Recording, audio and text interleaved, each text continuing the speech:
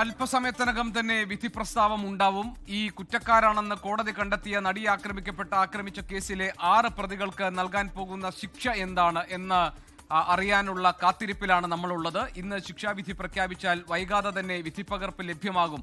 അങ്ങനെയാണെങ്കിൽ ഏത് പശ്ചാത്തലത്തിലാണ്, എന്ത് കാരണങ്ങൾ കൊണ്ടാണ് എട്ടാം പ്രതി ദിലീപ് ഉൾപ്പെടെയുള്ള മറ്റ് 4 പ്രതികൾ കുറ്റവിമുക്തരാക്കപ്പെട്ടത്, പ്രോസിക്യൂഷന് മതിയായ തെളിവുകൾ കോടതിക്ക് ബോധ്യമാകും വിധം അത് ഹാജരാക്കാൻ കഴിയാത്തതിലുണ്ടായ വീഴ്ചയാണോ ദിലീപ് ഉൾപ്പെടെയുള്ള 4 പ്രതികൾ കുറ്റവിമുക്തരാകുന്നതിന് ഇടയാക്കിയതെന്ന കാര്യമൊക്കെ വ്യക്തമാകും. അതുകൊണ്ട് പ്രോസിക്യൂഷനും ഒരുപക്ഷെ വളരെ ആകാംക്ഷയോടുകൂടിയാണ് ഈ വിധിപ്പകർപ്പിന് വേണ്ടിയുള്ള കാത്തിരിക്കുന്നത്. അതിനോടൊപ്പം തന്നെ എന്തായിരിക്കും 1 മുതൽ 6 വരെയുള്ള പ്രതികൾക്ക് അവരെല്ലാവരും ഒന്നുചേർന്നാണ് ഈ കുറ്റകൃത്യം നിർവഹിച്ചിട്ടുള്ളതെന്നും എല്ലാവർക്കും ഇതിൽ തുല്യമായ പങ്കാളിത്തമാണ് ഉള്ളതെന്നും അതുകൊണ്ട് പരമാവധി ശിക്ഷ 6 പ്രതികൾക്കും നൽകണം എന്നുമാണ് ഇന്ന് പ്രോസിക്യൂഷൻ കോടതി മുൻപാകെ വാദിച്ചത്. അതേസമയം തന്നെ തങ്ങളുടെ പ്രതികൾക്ക് ശിക്ഷാ ഇളവ് നൽകണം എന്ന് അവരവരുടേതായ പ്രതിഭാഗം അഭിഭാഷകർ കോടതി മുൻപാകെ പറഞ്ഞു. പലരും മാനുഷിക പരിഗണന അർഹിക്കുന്നുണ്ടെന്നും വീട്ടിലെ ഏക ആശ്രയമാണെന്നും കുടുംബത്തോടൊപ്പം കഴിയുന്നവരാണെന്നും മുൻകാല ക്രിമിനൽ പശ്ചാത്തലം ഇല്ലാത്തവർ ഇക്കൂട്ടത്തിലുണ്ട് എന്നുമൊക്കെയാണ് പ്രതിഭാഗം ഇന്ന് കോടതി മുൻപാകെ അവതരിപ്പിച്ച വാദങ്ങൾ. ഏതായാലും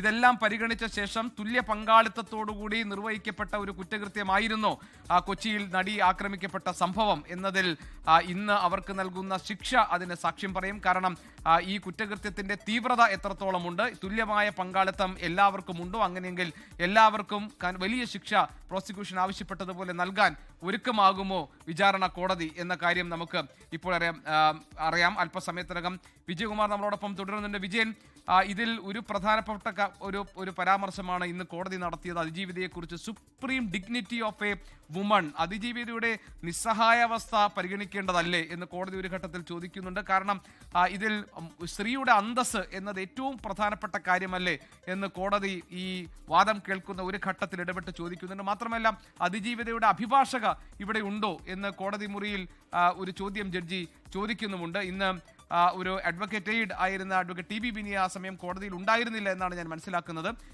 ഏത് പശ്ചാത്തലത്തിലാണ് ഈ supreme dignity of a woman, സ്ത്രീയുടെ ഏറ്റവും പരമോന്നതമായ അന്തസ്സിനെ കുറിച്ച് കോടതി പരാമർശം നടത്താൻ ഇടയായ സാഹചര്യം, അതിജീവിതയുടെ നിസ്സഹായാവസ്ഥ പരിഗണിക്കേണ്ടതല്ലേ എന്ന് കോടതി ചോദിക്കാനിടയായ സാഹചര്യം എന്തായിരുന്നു? ജി കെ, പൾസർ സുനിയുടെ അഭിഭാഷകൻ ഒരു ഘട്ടത്തിൽ നിർഭയ കേസിനെയൊക്കെ കൂട്ടുപിടിച്ച് അതുമായി ചേർത്ത് വെച്ച് അത്രയും ക്രൂരകൃത്യമല്ല, അത്രയും വലിയ ക്രൈമല്ല ഈ കേസിൽ നടന്നതെന്നൊക്കെ സാമാന്യവൽക്കരിക്കാൻ ഒരു ശ്രമം നടത്തിയിരുന്നു. അങ്ങനെ ഏതെങ്കിലും തരത്തിൽ താരതമ്യപ്പെടുത്തിയല്ല കോടതികൾ തീരുമാനമെടുക്കുക എന്നറിയാത്തത് കൊണ്ടായിരിക്കില്ല. പക്ഷേ ഇത് ഈ തരത്തിൽ സാമാന്യവൽക്കരണത്തിനൊരു ശ്രമം ഇത്തരം കേസുകളിൽ അഭിഭാഷകർ നടത്തി എന്നത് തന്നെയാണ് നമ്മൾ കോടതി മുറിയിൽ കണ്ടത്. ആ ഘട്ടത്തിലാണ് കോടതി ഇതിൽ ഈ അതിജീവിതയുടെ നിസ്സഹായാവസ്ഥ, അവരുടെ അന്തസ്സ് ഉയർത്തിപ്പിടിക്കുന്ന വിധി നൽകാൻ ഈ കോടതി ബാധ്യസ്ഥരല്ലേ എന്നൊക്കെയുള്ള ചോദ്യങ്ങൾ ഉന്നയിക്കുകയും ചെയ്തത്. അപ്പോഴായിരുന്നു അഡ്വക്കേറ്റ് ടി ബി മിനി, അതായത് ഈ അഡ്വക്കേറ്റ് എയ്ഡ് എന്ന് വേണമെങ്കിൽ നമുക്ക് പറയാവുന്ന അതിജീവിതയുടെ അഭിഭാഷക അവിടെ ഉണ്ടോ എന്ന് കോടതി അന്വേഷിച്ചത്. പക്ഷേ ഈ കേസിൽ നമുക്കറിയാം അതിജീവിത എന്ന് പറയുന്നത് അവർക്ക് വേണ്ടി സ്റ്റേറ്റാണ് ഹാജരാകുന്ന, പ്രോസിക്യൂഷനാണ് ഹാജരാകുന്ന. പ്രോസിക്യൂഷൻ പോരാടുന്നത് അതിജീവിതയുടെ നീതിക്ക് വേണ്ടിയാണ്, അതിലെ പ്രതികളെ ശിക്ഷിക്കുന്നതിന് വേണ്ടിയാണ്. അതുകൊണ്ട് ആ സമയത്ത് ഒരു അഭിഭാഷക അവർക്ക് വേണ്ടി കോടതിയിൽ ഹാജരായി ഏതെങ്കിലും തരത്തിൽ വാദം നടത്തുക പതിവല്ല. അതുകൊണ്ടായിരിക്കാം അഡ്വക്കേറ്റ് ടി ബി മിനി ആ ഘട്ടത്തിൽ കോടതി മുറിയിൽ ഉണ്ടാകാതിരുന്നത്. ഇനി വേണമെങ്കിൽ അപ്പീലിൻ്റെ ഘട്ടത്തിൽ അതിജീവിതയ്ക്ക് സ്വന്തം നിലയ്ക്ക് മേൽക്കോടതിയെ പോകുന്നതിനുള്ള ഒരു സാഹചര്യമുണ്ട്. പുതിയ നിയമപ്രകാരം അത്തരം ചില സാഹചര്യങ്ങൾ അതിജീവിതയ്ക്കുണ്ട്. അത് വേണമെങ്കിൽ അവർക്ക് ഉപയോഗിക്കുകയും ചെയ്യാം ആ ഘട്ടത്തിൽ. പക്ഷേ ആ സമയത്ത് അതിജീവിതയുടെ അഭിഭാഷക അവിടെ ഉണ്ടായിരുന്നില്ല. അവർ വേണമെന്നുമില്ല. കാരണം അത് ആ അതിജീവിതയ്ക്ക് വേണ്ടി സ്റ്റേറ്റ് ഹാജരാകുമ്പോൾ മറ്റൊരു അഭിഭാഷകരുടെ ആവശ്യം തന്നെ അവർക്കില്ല. നിയമപരമായി ഏതെങ്കിലും സഹായം ഒരു ബ്രിഡ്ജായി നിന്നുകൊണ്ട് ഒരു അനൗദ്യോഗികമായി അവരെ സഹായിക്കൽ മാത്രമാണ് അഡ്വക്കേറ്റ് ടി ബി മിനി അതുവരെ ചെയ്തുകൊണ്ടിരുന്നത്. അപ്പോൾ അത്തരത്തിൽ സാമാന്യവൽക്കരണം നടത്തുന്ന ഈ ഡൽഹിയിലെ നിർഭയ കേസുമൊക്കെയായി ബന്ധപ്പെട്ട് നടത്തിയ പരാമർശം ഉണ്ടായപ്പോഴാണ് കോടതിക്ക് അങ്ങനെ ചില ചോദ്യങ്ങൾ ചോദിക്കേണ്ടി വന്നത്. പക്ഷേ അപ്പോഴും ഈ സമൂഹത്തിന് മുഴുവൻ ബാധകമാകുന്ന ജഡ്ജ്മെന്റ് എന്ന തരത്തിൽ പ്രോസിക്യൂഷൻ ഒരു നിലപാടെടുത്തപ്പോൾ സമൂഹത്തിന് വേണ്ടിയാണോ കോടതികൾ ഉത്തരവിറക്കേണ്ടത് എന്നൊരു ചോദ്യമാണ് തിരികെ ഈ വിചാരണ കോടതി ചോദിച്ചത് പ്രോസിക്യൂഷനോട്. സമൂഹത്തിന് മാതൃകയാകേണ്ട അല്ലെങ്കിൽ ഒരു മുന്നറിയിപ്പൊക്കെ ആകേണ്ട തരത്തിലുള്ള ജഡ്ജ്മെന്റ് ഉണ്ടാകണം. അത് ഈ പല കേസുകളിലും ആ നിലയിൽ സമൂഹത്തിന് മുഴുവൻ ബാധകമാകുന്ന ഇത്തരത്തിലുള്ള കുറ്റകൃത്യങ്ങളിൽ ഏർപ്പെടുന്ന പ്രതികൾക്ക് വലിയ മുന്നറിയിപ്പ് നൽകുന്ന അവരുടെ ചെവിയിൽ ഇടിമുഴക്കം പോലെ പതിക്കേണ്ട ജഡ്ജ്മെന്റുകൾ ഇത്തരം കേസുകളിൽ ഉണ്ടാകണമെന്നത് പ്രോസിക്യൂഷൻ പരമ്പരാഗതമായി ഇത്തരം കേസുകളിൽ കോടതികളിൽ ഉന്നയിക്കുന്ന വാദമാണ്. ഇവിടെയും ഇത്തരം ക്രൈമുകളിൽ ഇത്തരം കുറ്റകൃത്യങ്ങളിൽ ഏർപ്പെടുന്നവർക്ക് ഏർപ്പെടാൻ ശ്രമിക്കുന്നവർക്ക് അത്തരം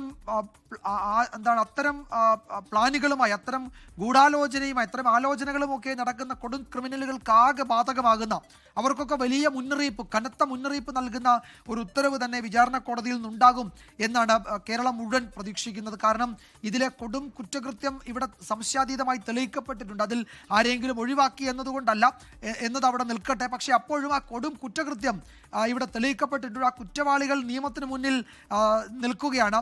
ഇനി അവരിൽ ആർക്കെങ്കിലും ഏതെങ്കിലും തരത്തിൽ ഈ ചെയ്ത കുറ്റകൃത്യത്തോട് ഒരു പശ്ചാത്താപമുണ്ടോ എന്ന് ചോദിച്ചാൽ ഈ പ്രധാനപ്പെട്ട പ്രതികളുടെ ഒന്നും മുഖത്ത് ആ പശ്ചാത്താപത്തിന്റെ ചെറു കണിക പോലും നമ്മൾ കാണുന്നുമില്ല. കൂസലില്ലായ്മ എന്നതാണ് ഒരു പക്ഷേ ഒന്നാം പ്രതി NS സുനി എന്ന പൾസർ സുനിയുടെ ഒക്കെ മുഖത്ത് നമ്മൾ കണ്ടത്. ഈ ദിവസങ്ങളിൽ ഈ ശിക്ഷ വരുന്നതിന് ഏതാനും ദിവസങ്ങൾക്ക് മുമ്പ് അയാൾ സമൂഹ മാധ്യമങ്ങളിൽ വലിയ ഫോട്ടോഷൂട്ടൊക്കെ ഇട്ടിരിക്കുന്നതിൻ്റെ ദൃശ്യങ്ങൾ, ആ ചിത്രങ്ങളൊക്കെ നമ്മൾ കണ്ടതാണ്. യഥാർത്ഥത്തിൽ അത് അയാളെപ്പോലുള്ള കൊടും ക്രിമിനലുകൾ ഈ സമൂഹത്തെയാണ് വെല്ലുവിളിക്കുന്നത് അത്തരം ചെയ്തികളിലൂടെ.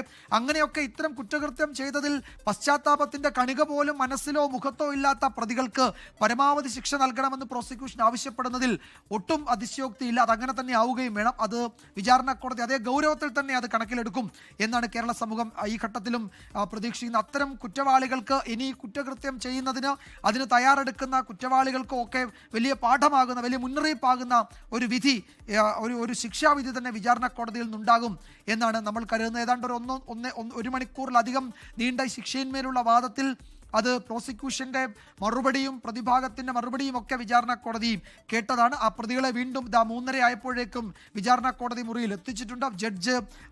വിചാരണ കോടതി ജഡ്ജി അവിടേക്ക് അല്പസമയത്തിനകം എത്തും. ജഡ്ജി എത്തിയാലുടൻ വിചാരണ കോടതി അതിന്റെ നടപടികളിലേക്ക് കടക്കും. ഈ ഉത്തരവ് പറയുക എന്നതാണ് ഇന്നത്തെ അവശേഷിക്കുന്ന ഒരു കാര്യം. അതിൽ 2-3 പ്രധാനപ്പെട്ട കാര്യങ്ങൾ തുടക്കം മുതൽ നമ്മൾ സൂചിപ്പിക്കുന്നതാണ്. ഈ പ്രതികൾ കുറ്റമുക്തരാക്കപ്പെട്ടതിന്റെ നിയമപരമായ പശ്ചാത്തലം എന്ത്, ഈ കൊടും കുറ്റവാളികൾക്ക് വിചാരണ കോടതി നൽകാൻ പോകുന്ന മാതൃകാപരമായ ശിക്ഷ എന്ത് തുടങ്ങിയ കാര്യങ്ങൾ നമുക്കറിയേണ്ടതുണ്ട്. ഇന്ത്യയുടെ ക്രിമിനൽ നീതിന്യായ ചരിത്രത്തിൽ സമാനതകളില്ലാത്തൊരു കേസാണിത്. അത് ഈ കേസിലെ കുറ്റകൃത്യത്തിന്റെ സ്വഭാവം മാത്രമല്ല, അതിന് വിചാരണ ഘട്ടങ്ങളിലൂടെ കടന്നുപോയപ്പോൾ ഉയർന്നു വന്ന നിയമപരവും അല്ലാത്തതുമായ വാദങ്ങളൊക്കെ ഈ ഘട്ടത്തിൽ നമ്മളുടെ മുന്നിലൂടെ കടന്നു പോകുന്നുണ്ട്. അതൊക്കെ ചേർത്ത് വെച്ച് നോക്കുമ്പോൾ ഇന്ത്യൻ ജുഡീഷ്യറിയുടെ ചരിത്രത്തിൽ ഇത്തരം ഒരു കേസ് ഒരു പക്ഷേ ഉണ്ടായിട്ടില്ല.